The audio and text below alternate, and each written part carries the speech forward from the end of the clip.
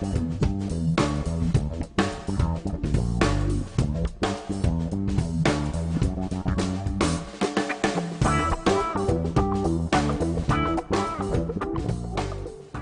lá, pessoal. Vamos falar agora sobre os direitos humanos na nossa Constituição Federal. De pronto, a gente precisa destacar que a nossa Constituição Federal, ela não tem o sinônimo de Constituição Federal cidadã por acaso. A Constituição, ela trouxe em seu texto um rol grande de direitos e garantias fundamentais que protege a dignidade do ser humano de forma integral. A gente costuma dizer que a Declaração Universal trouxe uma nova topografia constitucional de proteção a esses direitos fundamentais. Como assim, Alexandre? Uma nova topografia? Isso é o seguinte, as outras constituições anteriores, elas tinham uma preocupação maior em definir a separação dos poderes, as atribuições de cada cargo, a competência de cada órgão. E essa questão da proteção aos direitos das pessoas ficava de forma lateral, ficava no segundo plano.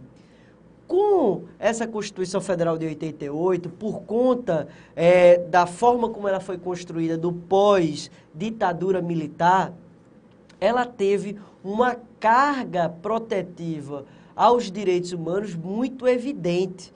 Logo nos seus primeiros dispositivos, se vê de forma clara que a Constituição bota a proteção à dignidade humana de forma expressa.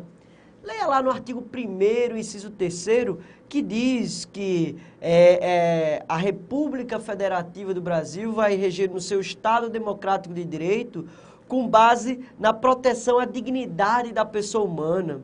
No artigo 4º também, que tem a previsão da proteção aos direitos humanos como um princípio das relações internacionais. Mas a gente vai focar aqui de forma mais específica nesse momento o artigo 5º em diante, porque são nesses dispositivos do artigo 5º em diante em que as provas mais cobram o conteúdo da proteção aos direitos humanos. Lógico que a gente não tem como falar de todos os incisos do artigo 5º, porque senão ficaria um curso gigantesco e a gente não conseguiria dar conta.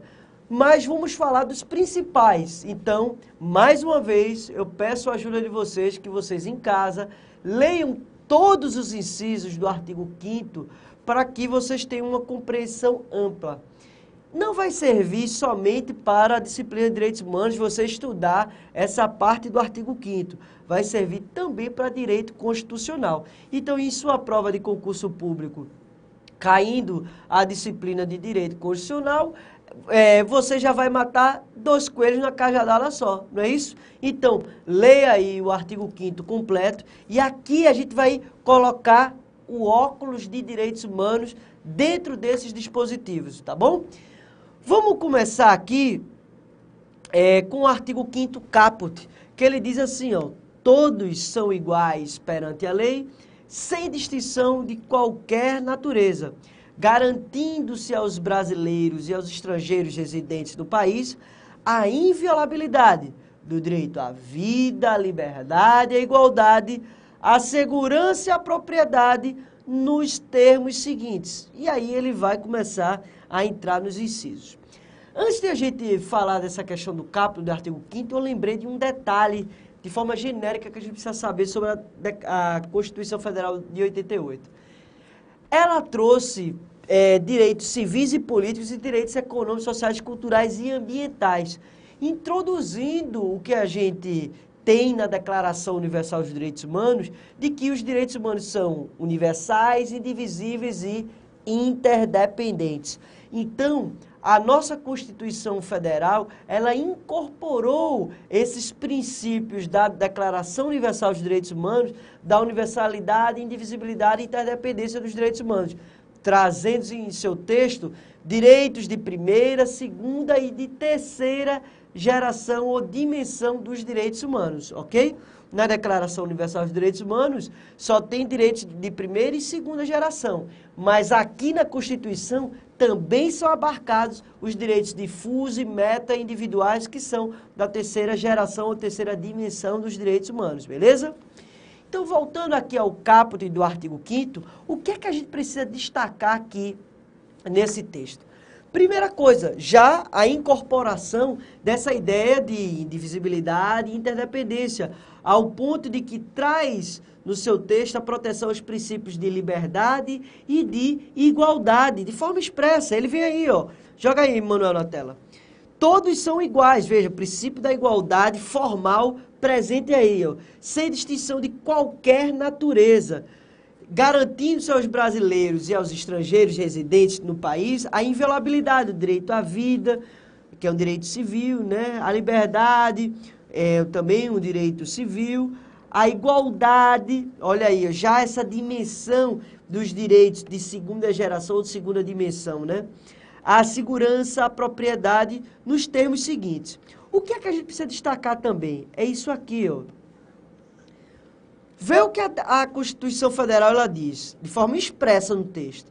Esses direitos e garantias fundamentais devem ser protegidos aos brasileiros e aos estrangeiros residentes no país. Volta aqui para mim, Manuel.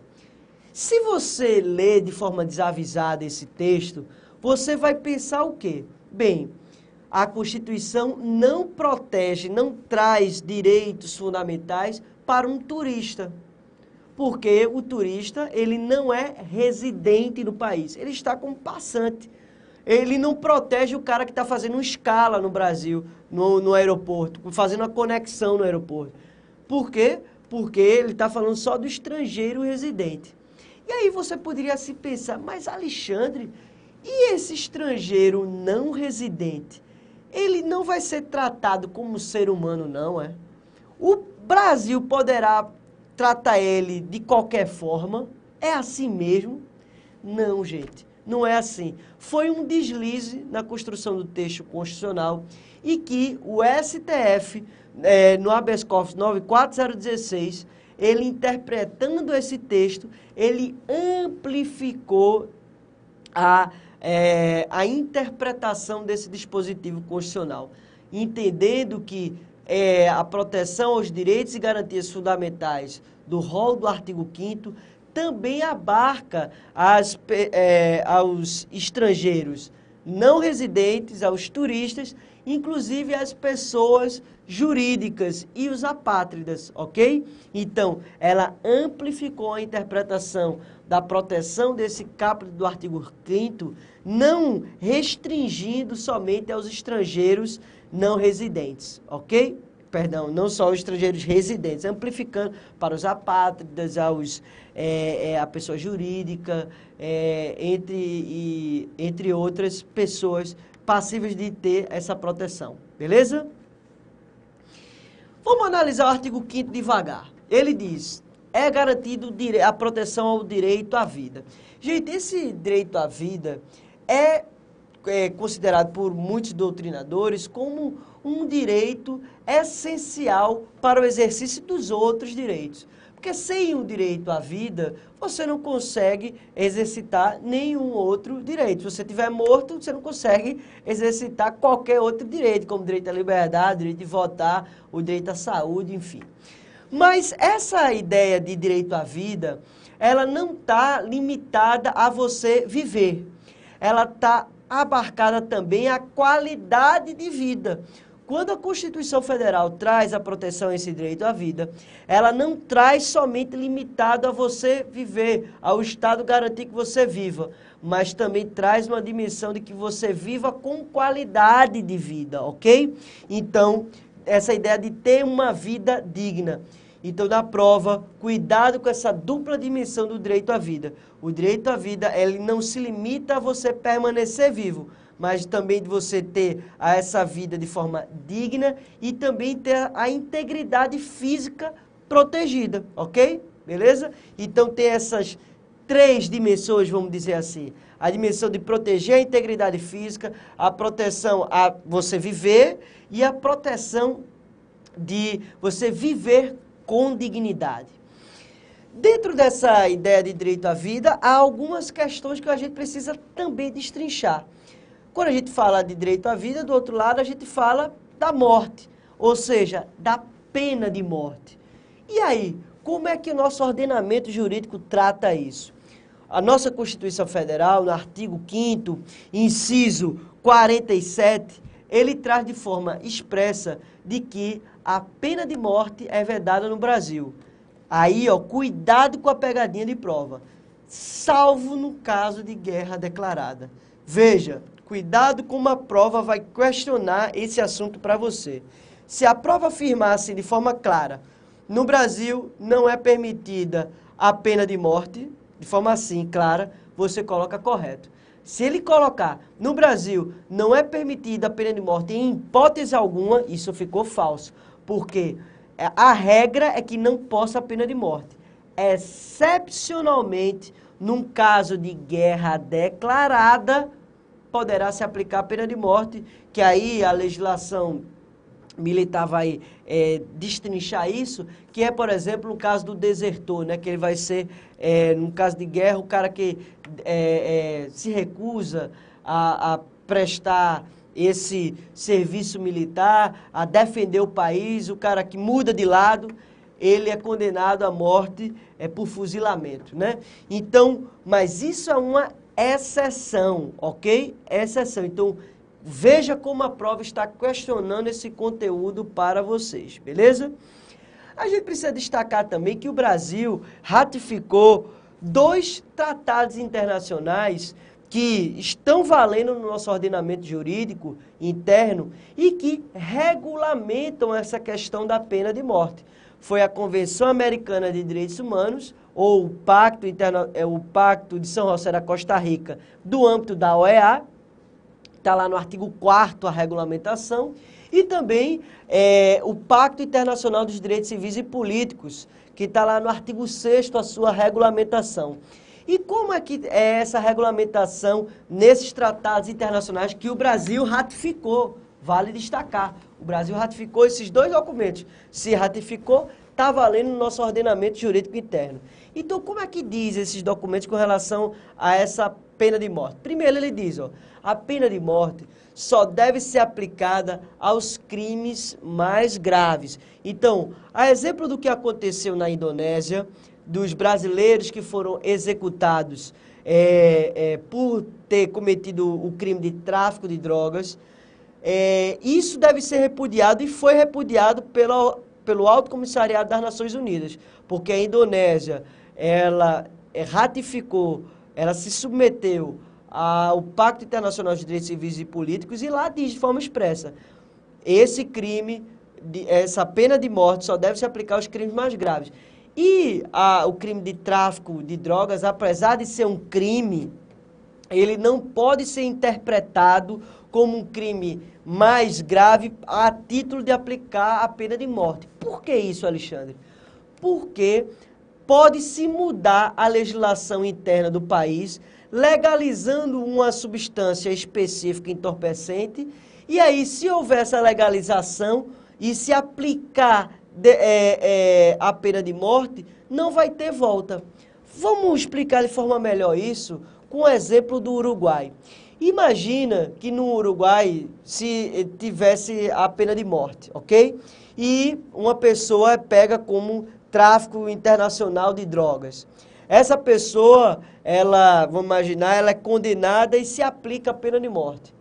Hoje o Uruguai descriminalizou o tráfico de maconha, considerou o uso e o porte e a venda de maconha como lícito e regulamentou essa substância entorpecente. As pessoas, vamos imaginar, as pessoas que foram executadas, não existe a pena de morte no Uruguai, a gente só está dando um exemplo, tá? Vamos imaginar essas pessoas que fossem executadas pelo tráfico internacional de drogas por ter traficado maconha. E aí, como é que fica a situação? A pessoa morreu e depois o país chega e descriminaliza.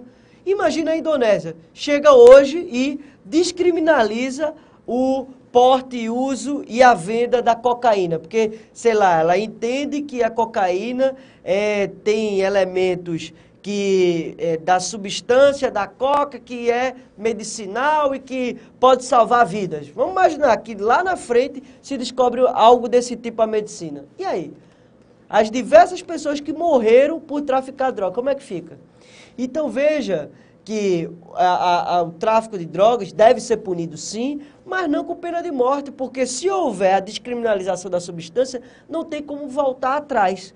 Ok? Então, foi por isso que o Alto Comissariado das Nações Unidas repudiou essa pena de morte aplicada pela Indonésia, não só aos brasileiros, mas como a outras pessoas do mundo. Então, ó, não pode se aplicar, somente pode se aplicar aos crimes mais graves. Além do mais, tem que ser por um tribunal competente. Esse tribunal, ele não pode ser um tribunal de exceção, não pode ser um tribunal ad hoc, tem que ser um tribunal previamente constituído. Deve haver uma lei prévia que considere crime aquela conduta ilícita, tem que ter uma lei prévia ao ato, à conduta, e também as pessoas maiores de 70 anos, menores de 18 anos e as mulheres gestantes não podem se aplicar a pena de morte.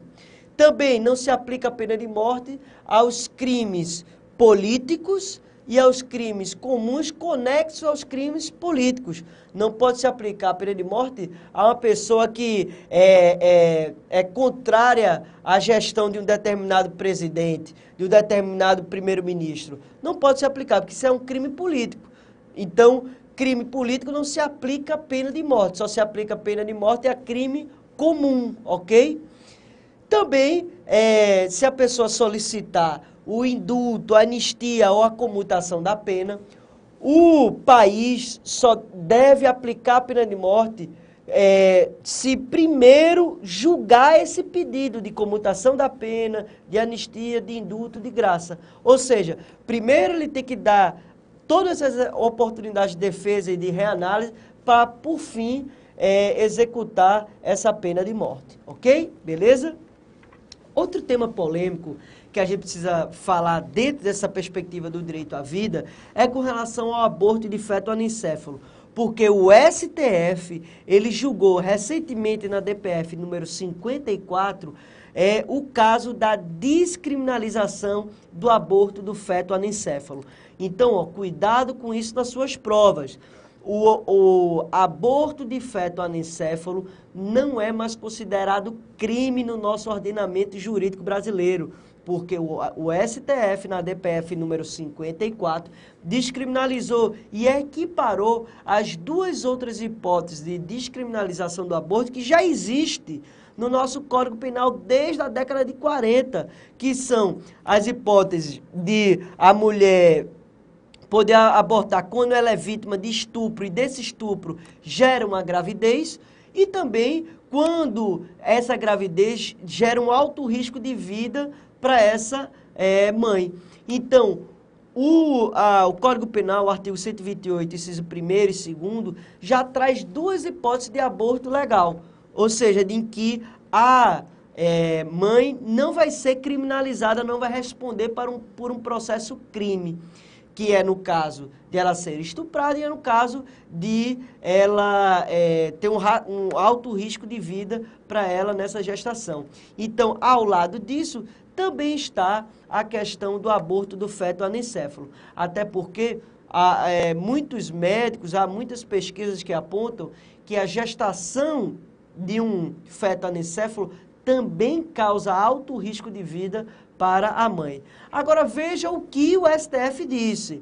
O STF, ele não está obrigando a mãe que tem uma gestação de feto anencéfalo a interromper a gestação. Não é isso que o STF disse. A mãe que deseja continuar a gestação, continue. Mas a mãe que não deseja essa gestação porque vai ter vários problemas psicológicos, não vai suportar saber que tem uma pessoa morta ou quase morta dentro de si e que ela vai morrer em horas ou no máximo 1 ou 2 dias, então essa mãe que não suportar essa carga pesada emocional, ela poderá interromper sem passar por um processo criminal, ok? Então entendam o que o STF diz. Não está obrigando as mães a realizarem o aborto. As que quiserem não serão criminalizadas, ok? Mas o STF diz que tem que ser atestado por no mínimo 2 laudos médicos, tudo bem? Células-tronco.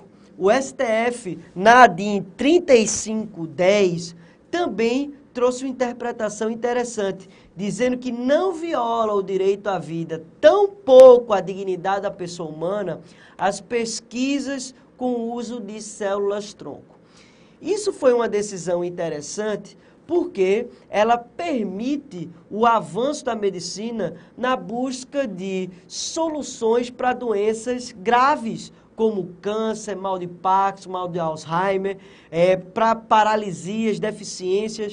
Tem algumas pesquisas que apontam que alguns níveis de cegueira, com o uso de células-tronco, pode melhorar, inclusive a pessoa voltar a enxergar. Então, veja que avanço da medicina pode ser utilizado com o uso das células-troncos. Então, o STF ele entendeu que o artigo 5º da Lei de Biossegurança, que é a Lei 11.105/2005, não merece reparo, porque o uso da pesquisa de célula-tronco, ela não viola a dignidade da pessoa humana. Então, cuidado com isso na sua prova, beleza? Vou falar de um outro princípio que está inscrito no inciso 2º e também no caput do artigo 5º. Está no inciso 2º do artigo 5º e no caput do artigo 5º, que é a questão da igualdade. O artigo 5º ele diz de forma clara que todos são iguais perante a lei. E ele traz essa ideia de igualdade, ela tem 2 dimensões que você tem que ter cuidado na prova. Ela tem a dimensão da igualdade formal, que é isso que está na lei, todos são iguais perante a lei, mas tem uma dimensão da igualdade material, ou seja, o Estado ele tem que tratar os iguais de forma igual e os diferentes de forma diferente na medida de sua diferença, sob pena de trazer uma desigualdade. Eu explico melhor. Vamos imaginar que o Estado ele tratasse todo mundo igual sempre. Isso iria trazer uma super injustiça, uma super desigualdade. Exemplo, tem como você tratar uma lei de auxílio maternidade, licença maternidade, igual entre homens e mulheres, ou seja, igualar a quantidade de dias do homem com relação à mulher? Lógico que não. Lógico que a mãe tem que ter mais tempo, até porque ela é quem amamenta o filho, né? Então, esse tempo de licença maternidade superior ao homem é justificado porque ela amamenta o filho e o homem não. Tem alguma doutrina, tem alguns doutrinadores que já advogam a tese de que o homem deve ter o mesmo tempo da mulher, né? Os mesmos 6 meses ou 180 dias que deve ser garantido à mulher, também ser garantido ao homem, mas isso é uma parte da doutrina.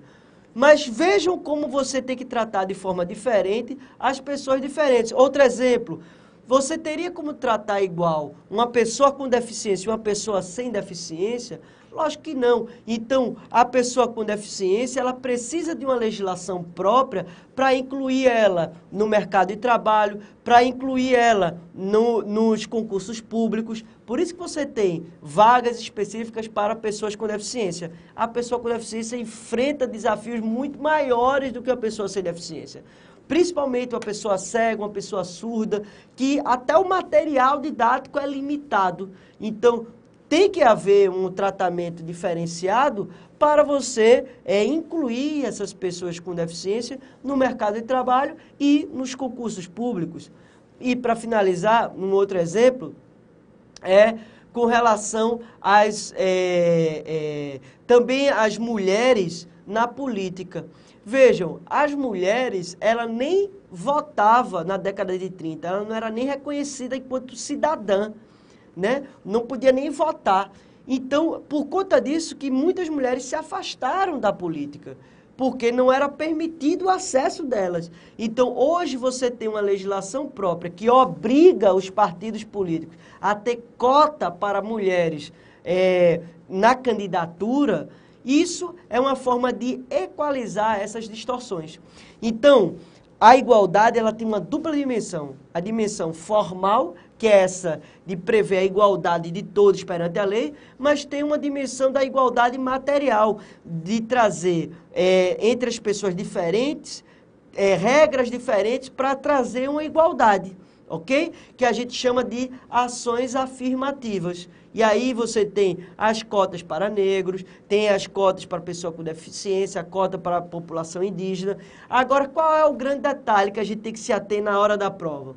Essas ações afirmativas, elas são limitadas no tempo. Elas não são ad eterno. Elas são limitadas no tempo até você melhorar a situação de desigualdade. Então, por exemplo, o ProUni, que traz cota para a população negra, para acessar a universidade, ela vai ter um determinado tempo. Depois vai se acabar isso, porque já vai se ter uma maior equalização dos negros nas universidades. Há 15 anos atrás, gente, você quase não via negros nas universidades. Era uma coisa assim absurda, né? Você olhava para o lado e não via. Na minha sala, por exemplo, eu tiro como no meu exemplo, na minha sala só tinha 2 negros. Só tinham 2 negros na minha sala. Né? Numa sala de 50 pessoas, só tinham 2 negros. Então, veja que essa política de cota racial, ela serve para acessar da maior amplitude. E que ela não é contínua, ela é limitada no tempo. E não baixa a qualidade, como alguns dizem. Baixa a qualidade. As pesquisas mostram que na USP, que aplicou essa lei de cotas, o nível não baixou. Pelo contrário, ele manteve ou até melhorou um pouco. O nível desses estudantes cotistas não baixou. Ou ele foi igual ou ele foi um pouco melhor, porque as pessoas se esforçaram mais para mostrar que tem capacidade, tem competência sim, ok? Vamos falar agora sobre outro inciso, o inciso 3º, da proibição da tortura. Gente, o inciso 3º ele diz que ninguém será submetido à tortura nem a tratamento desumano ou degradante. Esse inciso, ele não permite limitações, ou seja, isso é um direito humano absoluto, porque muitas provas, elas podem chegar assim e afirmar para vocês, os direitos humanos são absolutos. Isso é falso, os direitos humanos não são absolutos, os direitos humanos podem ser relativizados sim. Pode, como por exemplo o direito à vida, ele pode ser relativizado quando há em xeque um outro direito humano. Exemplo, a pessoa está sendo ameaçada de morte e a pessoa em legítima defesa tira a vida do outro. Ou em estado de necessidade tira a vida do outro. Então, até o direito à vida, que é um direito essencial para o exercício de outros direitos humanos, pode ser relativizado, então outros direitos humanos também podem ser relativizados. Mas cuidado com a prova, ok? Porque, olha como a prova vai perguntar. Se ela chegar e falar, os direitos humanos, todos os direitos humanos são absolutos? Falso. Todos os direitos humanos não são absolutos. Os direitos humanos podem ser relativizados. Agora, olha a pegadinha. Há direitos humanos que são absolutos, há direitos humanos que são absolutos. Como, por exemplo, o direito de não ser torturado e o direito de não ser escravizado. Não há limitação, não há restrição. Ninguém poderá ser torturado, ninguém poderá ser escravizado, ok? Outro detalhe é que, segundo o artigo 5º, inciso 43, o direito de não ser torturado, o crime de tortura é inafiançável e insuscetível de graça ou anistia, juntamente com o tráfico ilícito de entorpecentes e drogas afins, o terrorismo e os crimes hediondos. Além do mais, para a gente fechar aqui esse bloco, os crimes de tortura, ele prescreve sim, gente. Cuidado com isso na prova. O crime de tortura, ele prescreve sim, nos moldes do artigo 109 do Código Penal. Os únicos crimes que são imprescritíveis de acordo com a nossa Constituição Federal são o crime de racismo e o crime de ação de grupos armados civis ou militares contra a ordem constitucional e o Estado democrático de direito. Então, o crime de tortura prescreve, os únicos que não prescrevem são o crime de racismo e o crime da ação de grupos armados civis ou militares contra a ordem constitucional e o Estado democrático, tá bom? No próximo bloco a gente continua.